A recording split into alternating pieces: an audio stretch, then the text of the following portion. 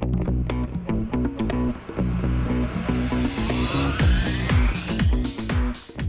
kind of come to terms with the fact that, okay, well, look, I'm aware I have those feelings, but I can pretend for the rest. So I had girlfriends and that kind of thing, and I was like, well, that's just what I have to do. And so I'd come to terms with the fact that I would get married and have kids, and that'd be fine. And I guess, obviously, my aim was a little bit impacted when I met someone, and I was like, oh, this is kind of how it's meant to feel. I originally thought that I was a lesbian, and I didn't really understand how safe sex worked with same-sex couples. And then I came out that I was gender diverse. And so when I moved away from my hometown to a bigger town where I knew that there was a lot more diversity and a lot more different types of cultural backgrounds and different races, and a lot more opportunity, then I, found myself as a person. So yeah, I didn't come out till I was about 21, I don't think. I probably had 3 good guy friends. I didn't really like making guy friends. I sort of felt it was forced, didn't like it. And then after I came out, all the guys in my year all of a sudden were some of my best mates that I still have today and catch up with. So I guess I have a fortunate experience, but I understand that not everyone has that. I still found that sexuality was something that I struggled with, and people didn't understand the different concepts between what safe sex practices I could put in place and which ones I couldn't. Example, going from female to male, I can't wear a condom because I haven't had my lower surgery yet. So just things like making awareness for young people to be themselves in whoever they are and to be safe. But then when we got to high school, you would think that as people start identifying whether they could be gay, bisexual, gender diverse, anything like that, it should be maybe straying to something that is more socially constructed, because I think personally that sex is such a socially constructed aspect, and so is sexuality of someone's life. And so I think that's something that was sort of missed a little bit, where we got into class, I remember, and they would show a cartoon of like Johnny, and Johnny, how he interacts with girls, and then it showed, Jessica and how Jessica interacted with boys. And then they kind of said, but, people can be attracted to male. Men can be attracted to men, and females can be attracted to females. Like that can happen. But that was sort of all that was spoken about it. And it wasn't ever really addressed. I think it's okay to introduce different genders as well as different sexualities, and to say, even as young as grade 6, that if you look like you have girl parts but you feel like you're a boy, then that's okay. And if you look like you have boy parts but you feel like a girl, then that's okay too. And that there are different people in the world, and we should celebrate differences. I mean, for me, I didn't really learn anything. Nobody said anything about gay people.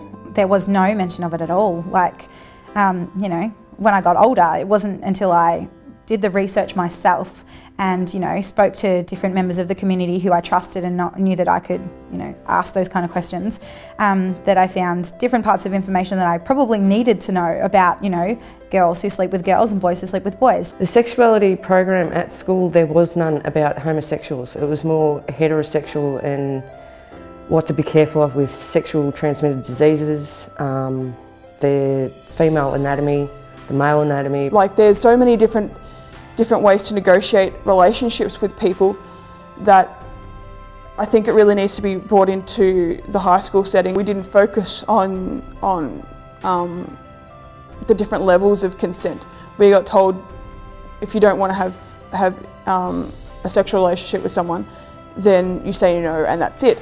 But there are different things. Like, you can say, for example, to your partner, I don't want to be touched on my chest because I haven't had the surgery yet and I don't feel comfortable with that, or I want to do this but I don't want to do that.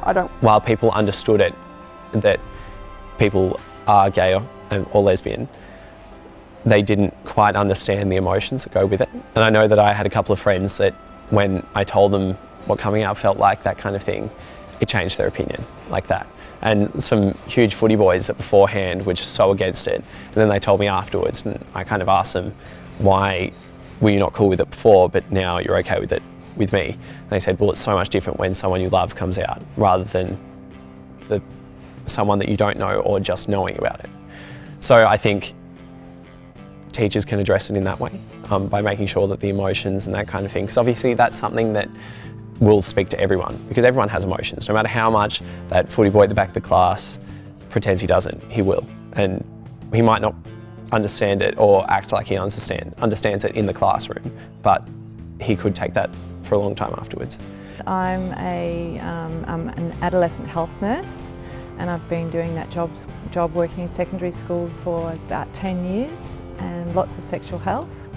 And I'm also a mother of 4 teenage boys, and one of my beautiful boys happens to be gay, the others happen to be heterosexual. He does say that he found it much easier once he left school, because school seemed much more narrow-minded, you know, and it wasn't cool, and just, you know, this sort of thing that's bandied around all the time, that's so gay.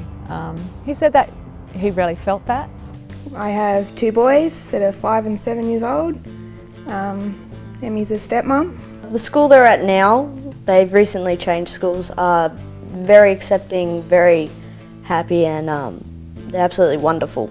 The teachers treat us just like the other parents. They don't make us feel awkward or anything like that. It's not mum and her friend or anything. It's, oh, this is your mum and her girlfriend Emmi, or your stepmom, and yeah, it's really good to actually feel, well, me personally, feel included in the family. The rainbow flag's great.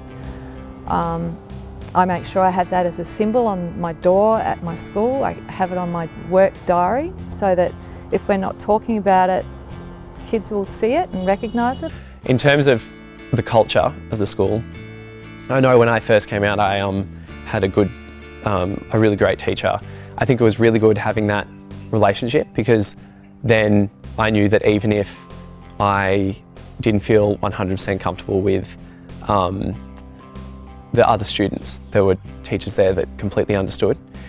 And I feel like she definitely spoke about it in class, that she had gay friends or whatever. And I'm not sure whether that's just because she was a drama teacher and she's so okay with talking about that kind of stuff, but I feel like every teacher should have spoken about it. I think in a lot of, still in schools, it's very hard to touch on the subject of gay, lesbian or transgender and anything like that. It needs to be something that is addressed, but it doesn't have to be like the elephant in the room. It's sort of tiptoed around. Kids are very understanding, and they learn a lot from how we act and what we do. And if we have no problems answering their questions and talking to them about it, or if anything arises, then they don't have that fear of asking or finding something out. So in a way, it doesn't sort of matter what topic it is, what issue it is, whether it's, you know, broad-based sexual health, whether it's talking about porn or gay and lesbian issues. It's really, I think, about contextualising it into a kind of a broad human framework where we look after each other and we need to inform ourselves. Ideally, you would like a society where people could be whoever they are, no matter how they progress or whatever, and it doesn't have to be an option to come out. They could just be gay or be straight, and it wouldn't be such a shock. Even now I meet people and I'll be talking to them and they'll be like, oh, are you gay? And I'm like, does it matter? I didn't ask if you were straight. But that's an ideal world, and it's not going to be like that probably. So yeah, it's hard, but I think the more information and the more awareness and the more teachers show it's acceptable and the more information they give about it, the better it'll get.